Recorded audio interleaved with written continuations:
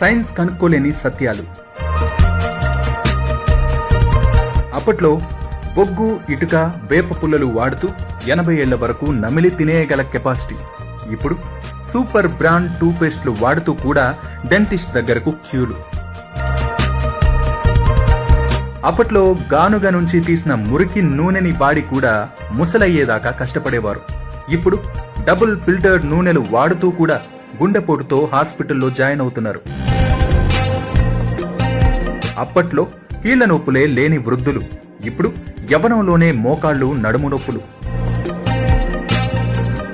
అప్పట్లో నాడి చూసి రోగమేంటో తెలుసుకోగలిగేవారు. ఇప్పుడు ultrasound, CT scanning, brain mapping, digital ఎక్స్రేలతో కూడా రోగమేంటో నిర్ధారించుకోలేకపోతున్నారు.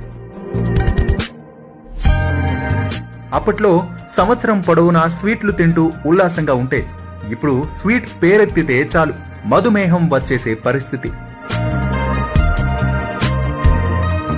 అప్పట్లో 10 మంది సంతానం కని వృద్ధాప్యంలో కూడా పొలం పనులకు వెళ్లే మహిళలు ఇప్పుడు మొదటి నెల నుంచి డాక్టర్ పర్యవేక్షణలో ఉండి కూడా సిజేరియన్ తప్పట్లేదు.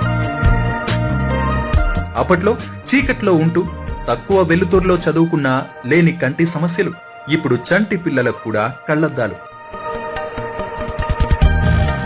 అప్పట్లో రా సాల్ట్ వాడి బ్రహ్మాండంగా బతికేవారు.